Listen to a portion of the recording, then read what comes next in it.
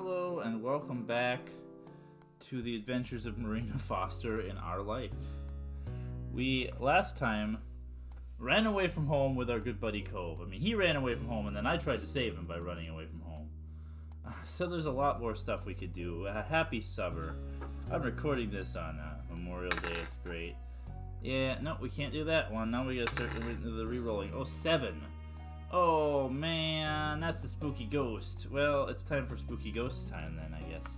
This one's potentially one of the longer ones, and I don't have time to be doing the longer ones right now because I'm going to the movies. So this one might have an awkward cut in the middle where I saved it and went and left, but we'll see what we could do. It's spooky ghost time. I was hoping to get one of these ones. They're pretty quick. It's so weird. We're getting all the DLC moments. I don't know. It feels weird. These other ones are longer. These ones are shorter. I don't know. The night was incredibly still. You really couldn't ignore how silent it was. It was almost eerie. You could even hear Lizzie snoring in the next room over. I like that Lizzie snores. It makes me happy. It was hard to believe how much of a blur today was. Summer sure did slip right past you. You flicked through the moments like pages in a scrapbook as you laid in bed. The ones that stuck out all seemed to include your new neighbor, Cove. It was funny how he becomes such a big part of your life in such a short span of time. So it's weird to me that they're saying all this in a way because, I've barely done any of the moments. This is one of the first moments I'm doing. It's interesting doing these out of order, what they gets you. You thought a lot about what adventures you could have tomorrow until sleep started to catch up with you. Then you heard something scrape against the window. It wasn't that uncommon for the wind to push a tree branch against the glass. Summer breezes were the worst sometimes. But the more you tried to ignore it, the louder it seemed like it became. It was something trying to get to your attention. You lifted your head off the pillow and get a better look. Nothing was there. Nothing you could see, at least. This episode establishes a lot of, future stuff, I feel. What about all DVDs and stuff? That's what. Oh, those are notebooks. Anyway, you had to investigate the mysterious sound. It was too creepy to ignore. You practically jumped out of bed and crept down the stairs to go outside. Your moms were still awake. They stayed up so late, it seemed. Yeah, they're adults, man. Your moms are adults, man. We gotta. There's a ghost outside the house. We gotta go look. She wouldn't sit.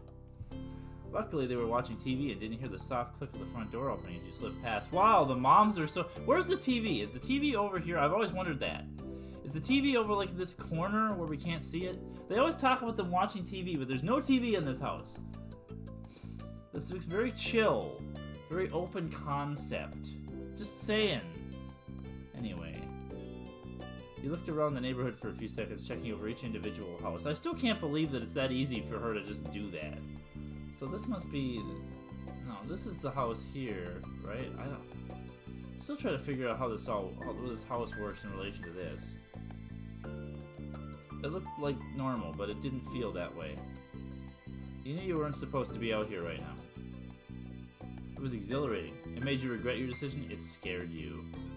Do we want to be scared? I don't know. I don't know that she would be scared. Marina's kind of like that kind of person. No, it was definitely exhilarating. The chest was light. Your chest was light, and you couldn't keep the grin off from your face. No one had permitted you to go out. In fact, no one even knew you were out, and yet here you were. You wondered what else you could do. What other rules were so ingrained that you had never even considered they could be broken? Marina? You twitched at the sudden call, immediately calming down upon seeing the Cove walking up to you. It was strange, and yet also completely normal to have him appear like this right now. Oh, look at Little Sweater Cove! I don't know that I've ever seen Little Sweater Cove before! Oh, it's like his little nighttime sweater! Oh, this is like little nighttime sweater Cove. Look at little nighttime sweater Cove. His little cargo pants or shorts or whatever. Maybe this is his house on the other side of the street. Maybe that's what we're looking across the street at Cove's house. Maybe that's what this is supposed to be. But we can actually go inside Cove's house later, spoiler alert. I'll see if I can figure that out. Maybe we never actually see our house from the outside. I always assumed it was this one right in front of us, but that doesn't make that much sense with the way I'm seeing the other side of the house. What are you doing? I saw you standing around in the middle of the street from my window. So you also ran out. You weren't sleeping either? Why not? Cove turned up his lips to smile, almost as if he were amused by the question. Because? Did you hear a weird noise? You should be in bed. Because what? I'm glad you're here. Because what? Because I wasn't? His tone was irritated now. That wasn't really fair since he hadn't given you a proper answer the first time, or the second for that matter. Why aren't you sleeping? You weren't even in your house. Tempting as it was to turn his technique back on him, he decided to lead by example and show him what a real answer looked like. There was a strange noise coming from outside. I came to check it out. You heard it too? I love that gasp. Cove hesitated for a moment, looking down at the street before his aquamarine eyes fell on you again. Oh, I thought his mouth was all scared and stuff. Did it scare you? A little. Me too. I feel better that you're here. Me too. The two of you delicately smiled at that. Cove even chuckled a bit. It was nice that you both felt the same way about things. You know, the dumb thing about this is, the way I'm playing the character, and it's probably the way they write Cove too, it's probably intentional, but there's so much chemistry as kids. Like, in my friend's playthrough, when Cove was, like, really cold and indifferent, she was, like, really cold and indifferent to Cove and, like, nonverbal, he was the same way. And there was, like, no chemistry, and I couldn't even see them becoming friends, let alone, like, you know, falling in love. But these characters, I could see that, but I don't... you'll see what I don't know. We'll see what happens, see what feels natural, anyway. I was kind of wondering if it was the wind, but what if it's not? What if it's a person? What if it's something that's not a person? The unsettling noise suddenly rushed through the air. Cove and you flinched. Sounds even worse than before. You were right. You were about to agree with him when the noise came yet again, tearing through the still night. The two of you rapidly looked around, trying to find the source, but to no avail. There was no sign of an answer to this puzzle. You thought that it could be anything. It had to be a ghost. There's got to be a regular reason for it. No. See, Marina Foster likes adventure stories. She likes adventures. It's way cooler if it's a ghost. Invisible, creepy thing luring children from their beds. It had to be a monster. You were torn between the curiosity of discovering what noise really was and being scared enough to want to run straight home and hide under the bed covers. When you and Cove locked eyes, it was like speaking without words. Your mutual anxiety hadn't gone away entirely.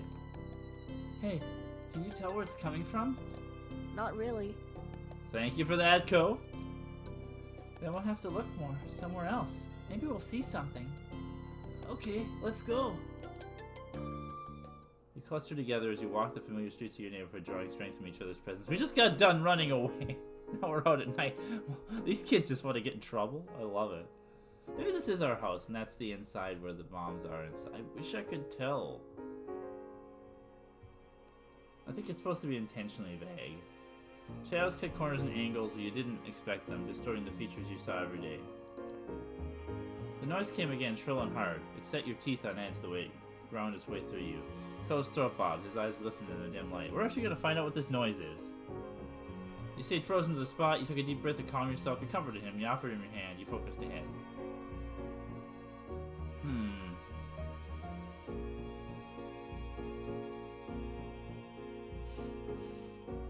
What was the thing? Cove's throat bobbed. His eyes glistened. No, it doesn't say that Cove is that upset. We could do the Amori thing and take focus. You know. Calm. Yeah. You sucked in a lungful of the cool night air, letting it out slowly through your mouth. Your parents had mentioned that it was good for relaxing nerves. There was no question that you were afraid of whatever the noise may be, but you didn't want that to stop you. Despite your fear, you had to be brave. Yep, that's right. That's Marina. This is Marina Foster. This is... If I had to sum this character up in 8 words, this is what I'm thinking right here.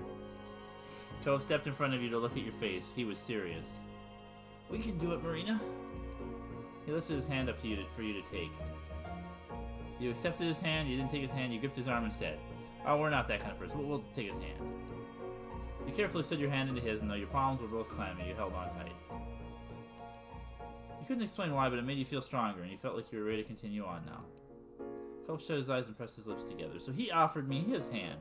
I'm not used to Cove initiating. This is weird. Your fingers locked around each other even tighter. So...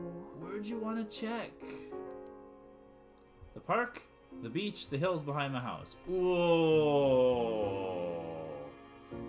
I have to choose this? Oh my god. I mean, it would make sense that it would be behind the house, right? Because it's close by. I don't think it would be as far away as the park or the beach. I know we keep going back to this hill, and haven't gone to any of the other places, but this is the most logical place. Even Cove ascended the hill, lit only by the stars in the night sky. The wind rippled through the grass and ruffled your hair. Without the sun's light to translate what you were seeing, every bush in the distance looked like a creepy figure or a towering monster. The noise was just loud here as it was in your neighborhood, with just as little indication behind the cause. But you kept going forward, you ran away, you snuck back to your neighborhood quietly. Yeah, you kept going forward. You couldn't stop it, you'd already gone so far. You had to find out what was going on. The top of the hill was an excellent vantage point to survey the town from. Everything appeared normal. There was no out-of-place sight pinpointing the answer to this mystery. Yeah, you know what I'm doing there. Without visible markers to guide your way, it was up to you and Cove to deduce the source of the sound. The hill had many great hiding places, and you intended to check them all. You upturned rocks, peered up trees, and rummaged around thick grass for anything that might bring some closure on all this. You stuck close to Cove as you hunted for the source of the noise. When the shrieking noise shook the air, seeing him beside you calmed down your racing heart. Seeking to ease your nerves and put aside your thoughts of what might be out in this dark, spooky night, you decided to strike up a conversation. Your search for a topic was more fruitful than your search for the noise. Your eyes found Cove's cast, and you were instantly inspired. Have you broken any other bones? No. No. Oh. It turned out that wasn't much of an engaging topic for him after all.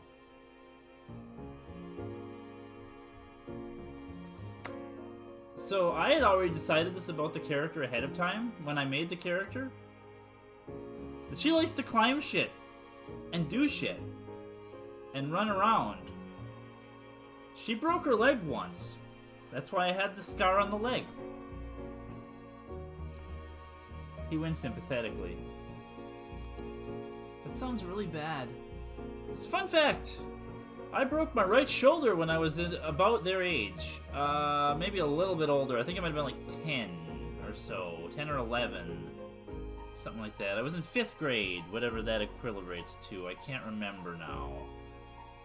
I'm not going to take the time to figure it out right now, but yeah. That sucked. I had to wear a sling for a while. Didn't have a cast, but like my arm was in a sling for a while, and was like a kid when you can't do anything and it's your dominant arm and you have to write with your other hand for school. That sucks. It wasn't super long, but it feels like forever when you're a kid, so I can empathize with Cove. And he uses his non-dominant arm even. Mine is, yeah. I'm okay. That put an end to your injury discussion, but Cove's calm would alleviate the bleak atmosphere like you hoped it would. Cove cast his eyes out in the darkness, feeling bolder. So the whole point here is this: my character just is that kind of character. She's just active, and she does stuff, and dumb stuff all the time. Like, the dumb stuff I'm doing here is all, you know. Does this make you feel strange? We're people who heard weird noises at night and are out looking for what it is. So, like, that's the thing that's weird to me about the moms, like, punishing me now and getting upset. It's like, this character would have done stuff to push the rules before. She's not shy. It's like we're at the start of a book or movie and we're the main characters. Yeah. Well, this would be like, I mean, it's a documentary. Yeah, I mean, this is, I don't know, between the two of these, but horror, action, fantasy, yeah, no, this is Marina in a nutshell. The world they found outside looked like their own, but it wasn't. They had stepped into another dimension without even knowing. Really? Yeah, it's like a dimension where everyone's been cursed to sleep until the monster making the noise is defeated. How are we gonna defeat the monster? It's like one of those little stories about the two kids, you know, that go out and they meet a friendly monster or something like that, or a danger. We'll find magical swords that can defeat the dreaded beast with one blow. Oh, okay. Well, whatever the noise was, you were confident that you had established that it was not coming from the hill. This is exactly the kind of character I wanted Marina Foster to be. That I think she is in my head. As an 8-year-old. Once you were satisfied nothing out of the ordinary is to be found on the hill, you had to consider your next step. Now, so I complained to my friends just recently about, this morning actually, before I recorded this, about how I felt like the logic in this never feels like, it always feels like adult logic and not child logic, but you know what? In the writing, like, makes it sound like your character is too adult. But there are definitely moments like this where I can see, you know, this is an 8-year-old, right? This is an 8-year-old's idea of going out in the darkness and doing this stuff, and you're gonna find magical swords and beat the monster, and anyway. Yeah, I don't know. I'm not trying to take forever and make these long, because I have a feeling this is gonna be long on its own. Once you were satisfied nothing out of the ordinary is to be found on the hill, you had to consider your next step. You figured to check the park too, you figured to check the beach, No, we're gonna check the park. We gotta go to the park. The private playground was as empty as ever. You could just about hear the mysterious sounds if you were quiet, but it had simmered down to a whisper. Cole was practically shaking when he realized he had progressed far enough to reach here. He swallowed hard, but he faced you with a determined face. My dad says, good detective work starts at home. He watches a lot of crime shows. So maybe it could be good to look closely. Okay. The two of you swept through every corridor of the park. No monkey bar, swing, or tire went unchecked. Huh? He was squatting on the ground, squinting at something in his hand. Intrigued, you checked over his shoulder so you could see too.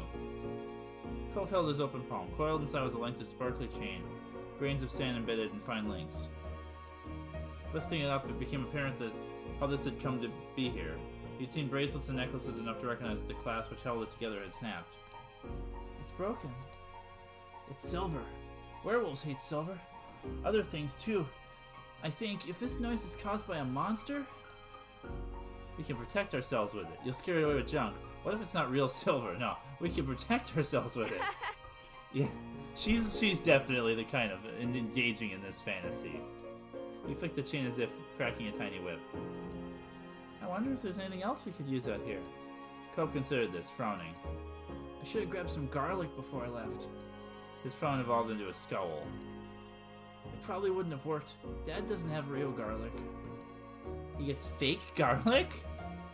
It's little flakes in a jar, not real balls you have to cut up like Mom uses. Oh no, Cove, don't start thinking about this. Not your mom. So I get little flakes in a jar. It's easier because it's already cut up, right?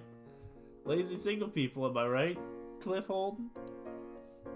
Flakes might be easier to use. It's still real garlic, just already chopped up. That can't taste as good. Wouldn't need it anyway. I don't know. As a kid, would she like garlic? Would she care? We will. It's still real garlic, just already chopped up. Maybe. In his begrudging tone, you could tell he was really firmly on the side of fresh garlic. You had exhausted all the possible places to search for the park. Straightening up, you mused over your next step. It's gone. What? Then you realized the noise, which had grown fainter and less frequent during your search, had died off completely. You and Cove shared puzzled looks, but neither of you had an answer for what caused this misery sound and made it go away. I wonder if it was at the beach and we would have missed it if we didn't go to the beach. I feel like they'd go to the places that were most familiar to them and easiest first, before going to the beach. You yawned, leaning into the urge of the exaggerated sleepiness stretching out dramatically. So the beach is right here, though. I always thought that was interesting. I'm beat. Let's go back. The night was still as you walked home. With none of the usual background noises, the eerie whistling from before, you could hear every step you and Cove made like a cough in a movie theater. I bet if we went to the beach, we would have found it like some shell or rock or something. The two of you came to a halt outside your front door. Never before had it looked so ominous. Looks like they haven't called the cops, so I'm probably alright. Do you sneak out a lot? This is the first time, not really. Lots you were lying. Lots you were telling the truth. I mean, earlier it made it sound like we hadn't done it before. So, I'm gonna say not really. I don't think she would really do it. Thought so. How'd you know? I hadn't seen you on my window this late before. That was fair, though. It could have been possible you were just so good at sneaking out this is the first time he caught you. Are you worried about getting caught? No. He was so forthright that you believed him completely. But your dad, won't he get mad or sad if he catches you? Yeah, see, Cove is a good little boy. He doesn't get in trouble with his dad. He's never happy with what I do. He's never happy with what I do. Oh. You sympathized. You encouraged Code to see it more positively. You stayed out of it. You didn't know how to react to that. This is one that is a little maybe beyond her. She might not know how to react to that. Because I don't think she would just be like, yeah, it's okay. You know? And I don't think she would feel that way because her moms are pretty supportive and loving. The moms aren't, like, gonna treat her like that, ever. I don't think. I can't see Pam or Lilani being like that at all. And I don't think Cliff is like that either. I think she just know how to react to this one. Not knowing how to respond, you went back to staring at your front door. I mean, I know when you pick those options, it cuts out a lot of extra conversation, but really, I think in that case, they're tired, and Marina would just be like, oh, that sucks. Alright, I'm going in. Bye. Okay, good night. Good night, Cove. Thanks for coming with me tonight. I'm not sure I could have done it by myself. I wanted to go with you. You beamed at him. You turned the doorknob as slowly as a clock's minute hand, holding your breath with a telltale click of the lock, then nudged it open. When all that happened, the door opening, rather than blaring alarms you feared, you melted with relief. Back inside your house, you were surprised to find your mom still watching TV. Weirder still, it looked like they were on the same show as they were watching before you left. You were positive you'd been out investigating for hours. Yeah, when you were a kid, right? They were probably out there like 5 minutes. Perhaps you could use the distraction to your advantage. If you could just get up the stairs, you'd be safe from suspicion, but how could you get there? Tried to sneak past. You decided to walk in your own house nonchalantly. You couldn't. You had to get up and come clean. Now, she definitely would not do that. She's going to sneak past. You hugged the wall as you creeped delicately around the perimeter of the room. It was a valiant effort that any spy would have been proud of, right up until the moment when you tripped over a power cord and nearly fell over. Yeah, this is Marina Foster. Marina? You might have fallen, but your accident ruined your cover. You had been spotted. They abandoned the couch and their show to hurry over. They were still in a state of surprise. You weren't in trouble yet. Are you okay? What are you doing down here, sweetie? Did you have a bad dream?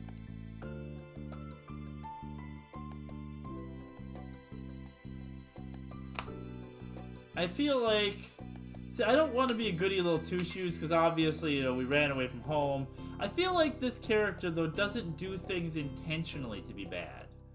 I feel like she does things without thinking, on impulse. Because they seem cool.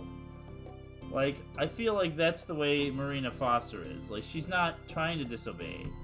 But the rules are there, you know. So I think she would tell them the truth.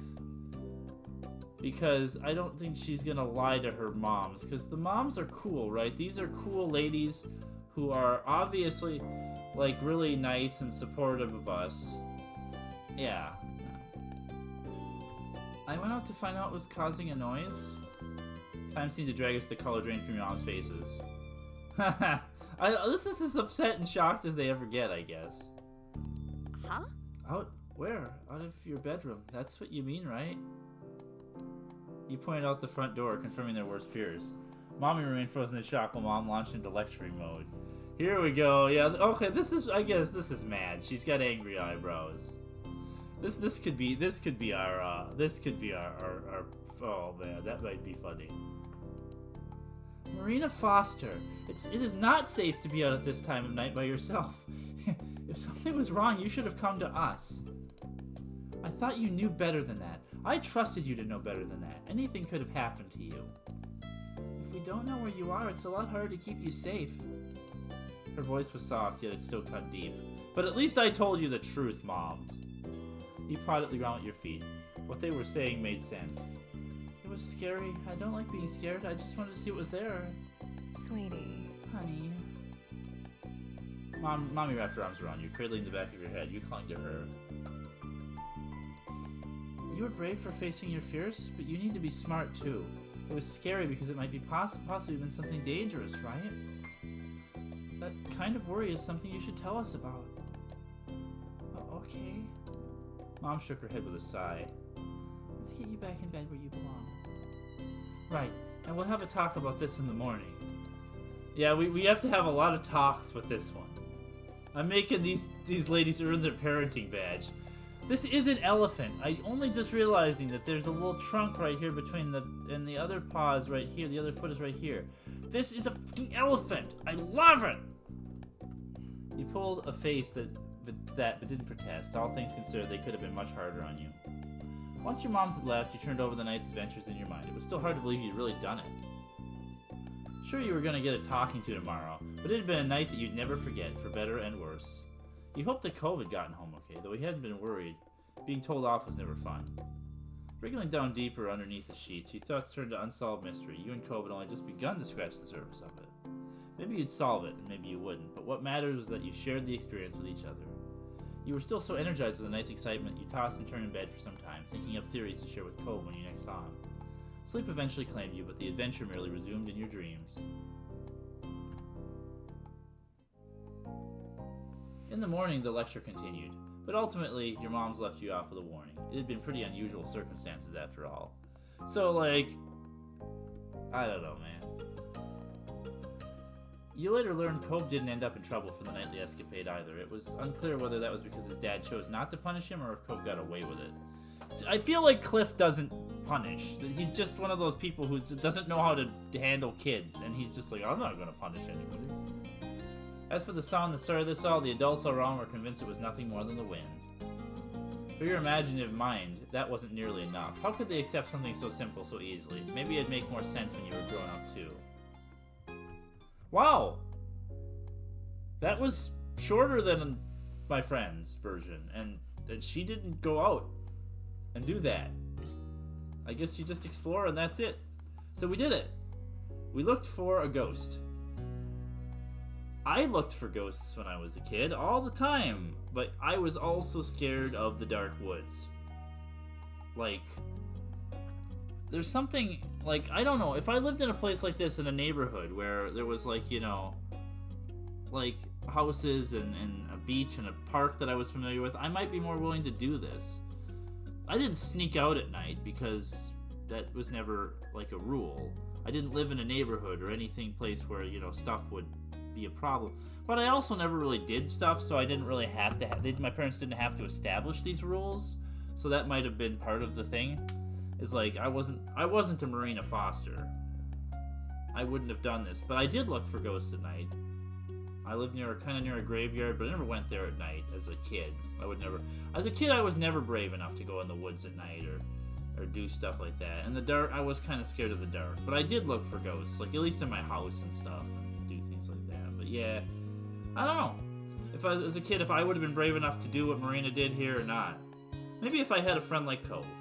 And that's what really matters. We'll see you next time for more summer fun.